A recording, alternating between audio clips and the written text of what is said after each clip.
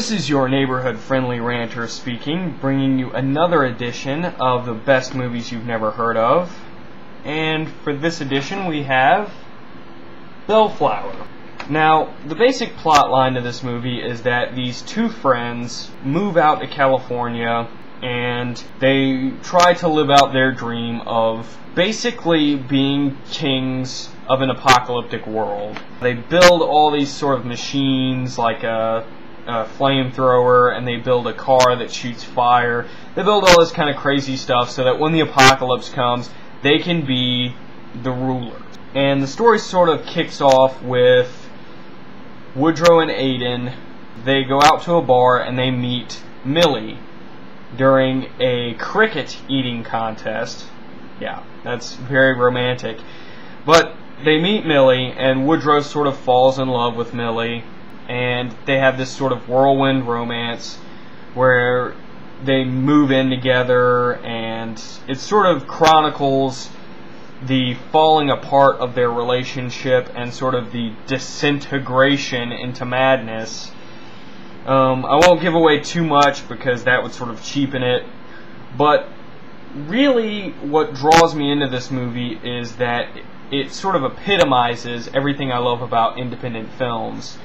It's got a dark undertone to it. It's very surrealistic.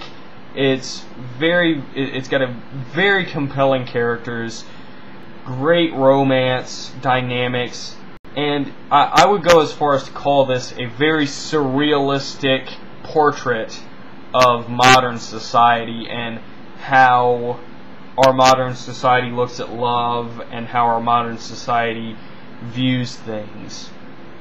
One of the main relationships that really, actually, I find more compelling than the romance is the relationship between Aiden and Woodrow. These two guys are friends, but they act more like brothers. They really do have that sort of love for each other that you really just can't explain unless you have a family member that's like that. And, you know, that's something that you don't often see in movies as far as a relationship between two characters. You don't really see that develop too much, and in this movie it sort of hinges on that a little bit. But there are a few things about this that piss me off.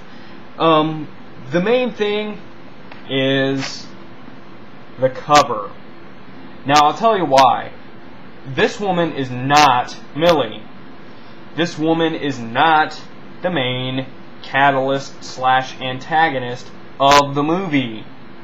She is a side character. Now, on the back, it has a picture of Woodrow and Millie together, but Millie is a little bit heavy set in this movie. And I get the feeling that the reason they put this girl on the cover is because she's prettier and because she's skinnier, and that would attract more of an audience, which I think is kind of wrong. But it does have, as far as the female antagonist, she is very, very realistic because she's not cookie cutter model. She's not the most beautiful thing you'll ever see, and I think that's why they didn't put her on the cover. Really, it's worth the buy. If you can find it on Netflix, I would highly recommend renting it. But honestly, if I had to recommend something, I would say buy it. Especially if you grow up in my generation, Generation Y. I don't know why they call it Generation Y. But really, it's a good commentary and very dark, very beautiful. And that is my review of Bellflower.